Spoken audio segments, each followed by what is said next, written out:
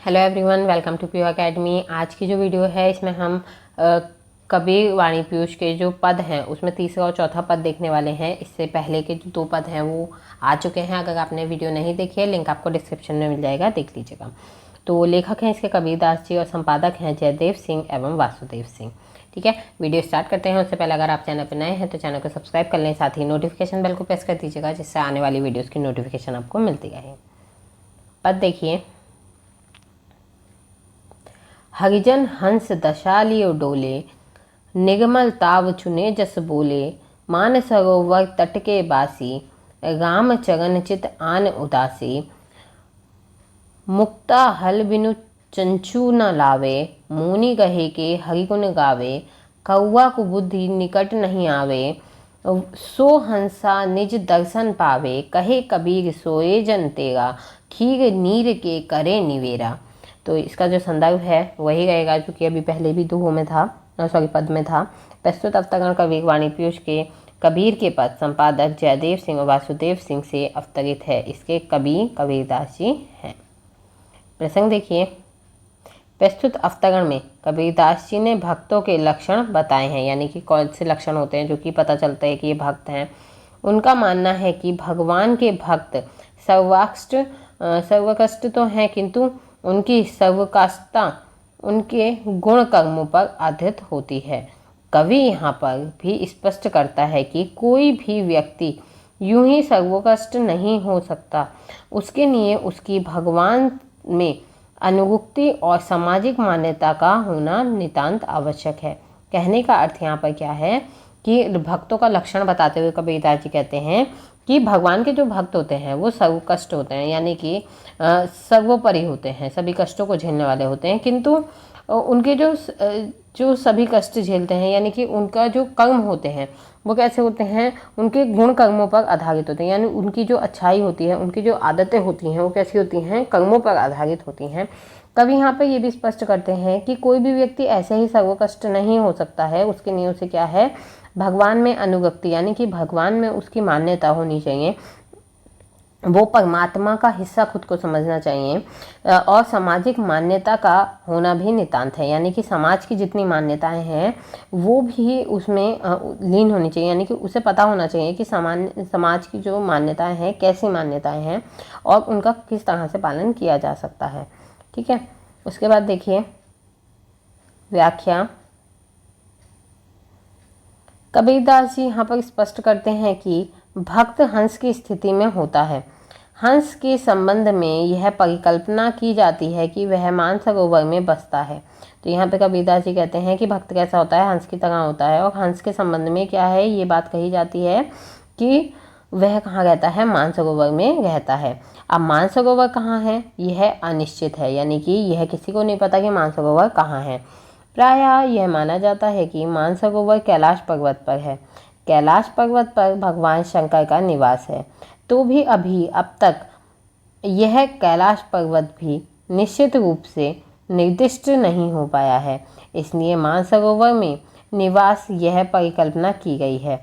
ठीक है, यानी कि क्या है कि ये माना जाता है मानसरोवर कहाँ पे है, कैलाश पर्वत पर है और उस पर क्या है, भगवान शंकर जो है निवास करते हैं। लेकिन अभी तक जो कैलाश पर्वत है निश्चित रूप पे उसमें भी मानसरोवर हमें नहीं मिला है। ठीक है, उसकी भी जांच नहीं हो पाई है। इसलिए मानसरोवर में जो हंस हैं उनका निवास करना क्या है, एक तरह से परिकल्पना है, यानी कि सोच है।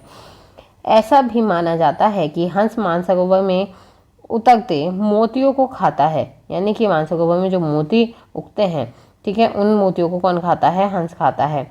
मोती के अभाव में वह कुछ खाता भी नहीं, यानी कि अगर मोती ना हो तो वह कुछ नहीं खाता। उसकी गुण ग्राहकता तो इतना अधिक है कि दूध और पानी को अलग अलग करने की सामर्थ्य सिर्फ उसी की होती है। यानी कि वह कैसा है, उसमें ऐसा गुण भी पाया जाता है कि वो दूध और पानी को अलग अलग कर सकता है।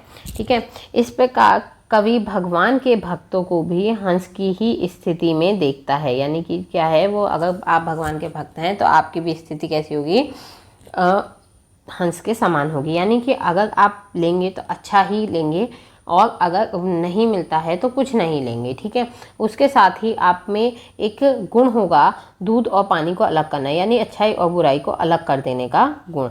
ठीक है, यह भी निश्चित है कि कबीरदास जी निर्गुण निरंकार ब्रह्म के उपासक हैं, यानी कि वो निर्गुण ब्रह्म को मानने वाले हैं। ठीक है, ये तो पता ही होगा आप लोगों को, बेसिक सी बात है ये। इनकी ब्रह्म की सत्ता या तो त्रिकूट में या फिर सामाजिक व्यवस्था को सुधारने में, यानी कि समाज को सुधारने में और त्रिकूट में इनकी जो ब्रह्म की सत्ता है वो काम आई। कभी यह भी स्पष्ट करता है कि भगवान के भक्त हंस की स्थिति में संचरण करते हैं, यानी कि ये बताते हैं कबीरदास जी कि जो भगवान के भक्त होते हैं कैसे कहते हैं, हंस की स्थिति में कहते हैं। यह भगवान के निर्मल नाम का भजन करते हैं, यानी कि भगवान के नाम का भजन करते हैं, उसी का नाम जपते हैं।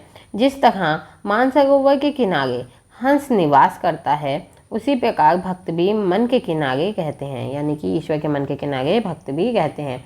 तात्पर्य मन के बाहर नहीं होते, यानी कि ईश्वर के मन में हमेशा बसे रहते हैं। यह हमेशा हमेशा भगवान के नाम का जाप करते हैं, उनके चरणों में अनुरक्त करते हैं, यानी कि उनके चरणों में रहते हैं। ठीक है, भगवान के नाम और चरणों के अतिरिक्त इनके लिए और कहीं कुछ भी नहीं होता है। इन्हें सिर्फ भगवान के नाम का मतलब होता है। जैसे हंस मोती के अभाव में चोंच नहीं खोलता, वैसे ही ये भक्त भी जब बोलेंगे तो मोती के समान मूल्यवान बातें ही बोलेंगे। इनकी बोली व्यर्थ नहीं होती है, यानी कि जो ईश्वर के भक्त होते हैं वो कैसे होते हैं, हंस के समान होते हैं। उन्हें क्या होता है, भगवान के नाम से मतलब है। ठीक है, उन्हें भगवान का नाम बोलना होता है, भगवान का नाम सुनना होता है, उससे अलग उन्हें कोई मतलब नहीं है चीज़ें से, दुनिया से, समाज से। उसके बाद क्या है कि वो क्या करते हैं, जिस तरह हंस क्या है, मोती मिलेगा तो खाएंगे वरना नहीं खाएंगे, तो इसी तरह जब भी एक भक्त कुछ बोलेगा, मुंह को खोलेगा, तो क्या होगा कि वो कुछ मूल्यवान बात ही बोलेगा, वो व्यर्थ की बात नहीं बोलेगा। ये व्यर्थ की बकवास नहीं करते। कहने का तात्पर्य है कि ये जब बोलेंगे भगवान के नाम का स्मरण ही करेंगे, अन्यथा मौन ही रहना इन्हें पसंद आता है। इनके निकट लोभी कुबुद्धिजन नहीं आते। ऐसे लोगों के निकट क्या है, लोभी और कुबुद्धिजन नहीं आते हैं। तभी वे आत्मदर्शन करते हैं। ठीक है, तभी क्या है, उन्हें आत्मदर्शन होते हैं, अपने दर्शन होते हैं, आत्म साक्षात्कार करते हैं, अपने आप को समझ पाते हैं। कबीरदास जी कहते हैं कि भगवान का भक्त वही है जिसमें नीर-शीर विवेक सामर्थ्य हो। तात्पर्य जो सच्चा भक्त हो वो निर्लोभी निरंकारी हो और जिसमें विवेक और निर्णय सामर्थ्य हो, यानी कि ऐसा इंसान ही, ऐसा व्यक्ति ही जो है वो सच्चा भक्त बन सकता है जिसमें लोभ ना हो, अहंकार ना हो, विवेक हो और निर्णय लेने की क्षमता हो। ठीक है, इसके बाद विशेषता देखिए। पहली है, कवि भगवान के भक्तों का वैशिष्ट्य निरूपित होता है, यानी कि जो कवि है वो भगवान के जो भक्त होते हैं उन्हें निरूपित कर रहे हैं कि किस तरह के होते हैं। नेक्स्ट देखिए, जैसे हंस मानसरोवर के निवासी होते हैं, मानसरोवर का कोई था पता नहीं है, ना ही वहाँ के मोतियों की ही जानकारी है, उसी प्रकार भगवान के भक्तों का भी कोई निश्चित स्थान नहीं होता है। वे हमेशा चलते रहते हैं और सारी धरती उनका निवास स्थान होती है। यहाँ भी भगवान के नाम अमृत उन्हें प्राप्त होगा, वे वहीं रहेंगे, यानी कि जहाँ भी उन्हें भगवान का नाम मिलेगा वहीं पे वो रुक जाएंगे। नेक्स्ट है, भक्त के लिए आवश्यक है कि उनमें लोभ और कुबुद्धि का भंडार ना हो। वे हमेशा अच्छा बोलें, अच्छा व्यवहार करें और अच्छा ही सोचें। नेक्स्ट है, ये आत्म साक्षात्कार करते हैं और निर्णय सामर्थ्य युक्त होते हैं, यानी कि ये अपने आप को समझते हैं और उसके बाद ही निर्णय लेते हैं। नेक्स्ट है, पद में रूपक और श्लेष का सौंदर्य है, यानी कि यहाँ पे रूपक और श्लेष अलंकार का प्रयोग किया गया है। नेक्स्ट देखिए, नेक्स्ट पद है, पिया मोरा मिलियत सत ज्ञानी, सब में व्यापक सबकी जाने, ऐसा अंतर्जामी, सहज सिगार प्रेम का चोला, सुगति निगति भरी आनी, सील संतोष पहिरी दोई, कंगन होई गही मंगल मगन दीवानी, कुमति जगाह करो में काजग, पड़ी प्रेम गसियानी, ऐसा पिए हम फहू न देखा, सुगति देखी सुभानी, कहे कबीर मिला गुर पूरा, तन की तपनी सा। तो यहाँ पे देखिए संदर्भ आपका वही रहेगा, संदर्भ में कोई परिवर्तन नहीं है। ठीक है, प्रसंग देखिए, प्रसंग में कहा गया है कि प्रस्तुत पद में कबीर ने ब्रह्मा को नित्य, ज्ञान और अनंत इन तीनों विशेषताओं के साथ चित्रित किया है। यानी कि ब्रह्मा की विशेषताएं बताई हैं, कौन सी? नित्य, ज्ञान और अनंत। साथ ही कवि ने अपने को स्त्री रूप में और प्रभु को पति रूप में चित्रित करके परमात्मा के साथ जीवात्मा के मिलन की कल्पना प्रस्तुत की है। व्याख्या देखिए, कबीरदास जी कहते हैं कि मुझे तो ऐसा प्रिय मिल गया है जो कि सत्य, ज्ञान रूप तथा अनंत है।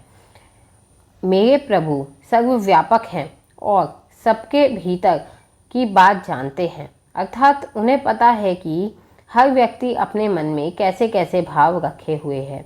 मैंने प्रेम पूर्वक प्रिय का दर्शन किया है, अपने आप को उन पर समर्पित किया है और इसी प्रेम का परिचयक सुंदर वस्त्रों को धारण किया है। अपना स्वाभाविक श्रृंगार भी किया है, क्योंकि अपने प्रिय से मेरा मिलन होने वाला है। तो यहाँ पे कबीरदास जी क्या कह रहे हैं कि मुझे कैसा प्रिय मिला है जो कि सत्य है, जो कि ज्ञान रूपक है, यानी उस पर ज्ञान है और वो अनंत है। वो मेरे प्रभु जो है वो सर्वव्यापक है, मतलब सभी जगह रहने वाले हैं। उनके वो सभी के भीतर की बात जानते हैं, अर्थात उन्हें पता होता है कि किस व्यक्ति के मन में कैसे भाव चल रहे हैं। मैंने प्रेम पूर्वक अपने प्रिय का ध्यान किया और खुद को उन पर समर्पित कर दिया। ठीक है, इसी प्रेम में, प्रेम के परिचायक सुंदर वस्तु को, यानी इस प्रेम रूपी सुंदर वस्तु को मैंने धारण कर लिया है। अपना स्वाभाविक श्रृंगार भी किया है, यानी कि स्वभाव को भी अपने श्रृंगारिक किया है, यानी कि सुधारा है, अच्छा स्वभाव रखा है, क्योंकि अपने प्रिय से मेरा मिलन होने वाला है। मैंने शील और संतोष रूपी 2 कंगन अपने हाथों में धारण कर रखे हैं और मैं प्रभु के प्रेम में दीवानी हो गई हूँ, अर्थात मुझे मेरे प्रिय के अलावा कुछ भी रुचिकर नहीं लगता। अब मैं अपने अज्ञान को जलाकर भस्म कर दूंगी और उस कालिमा का कांचन अपने आँखों में रचाऊंगी। प्रिय में मिलन के लिए मैंने अपनी वाणी में भी प्रेम रस घोल लिया है। अब यहाँ पे देखिए, यहाँ पे कहा गया है कि शील और संतोष नाम के 2 कंगन जो है मैंने अपने हाथों में धारण कर लिया, यानी शीलता और संतोष मैं अपने अंदर ले आई हूँ। मैं प्रभु के प्रेम में दीवानी हो गई हूँ, अर्थात मुझे मेरे प्रिय के अलावा कुछ भी अच्छा नहीं लगता है। अब मैं अज्ञान को जलाकर भस्म कर दूंगी और जो अज्ञानता की काजल है उसे क्या है, अपनी आँखों में रचाऊंगी। प्रिय से मिलन के लिए मैंने अपनी वाणी में प्रेम रस घोल लिया है, यानी कि मैंने प्रिय से मिलने की खुशी में अपनी जो वाणी है उसमें भी क्या है, प्रेम रस को घोल लिया है। मैंने ऐसा प्रिय इससे पहले कभी नहीं देखा और उसे देखकर मैं पूरी तरह से उस पर मोहित हो गई हूँ। मुझे तो अब वह रहस्य मिल गया है जिसे तीनों प्रकार के तपों से मुक्ति मिल जाती है। भाव यह है कि प्रभु के प्रति समर्पण से मुझे कोई भी दुख ताप नहीं सताता, यानी कि मुझे किसी तरह का दुख नहीं होता है। ठीक है, यहाँ पे विशेषता देखिए, विशेषता यहाँ पे प्रस्तुत पद बिगड़ो राग में रचित है, यानी कि यहाँ पर क्या है, बिगड़ो राग का प्रयोग किया गया है और अलंकार यहाँ पे कौन सा है, स्वांग रूपक अलंकार है। इसी के साथ यहाँ पर आपकी वीडियो कंप्लीट होती है। आई होप वीडियो आपको पसंद आई होगी, तो लाइक करें, कमेंट करके बताएं कैसी लगी, शेयर करें अपने फ्रेंड्स के साथ और पीयू अकेडमी चैनल को सब्सक्राइब करना ना भूलें। Thanks for watching, see you soon, bye.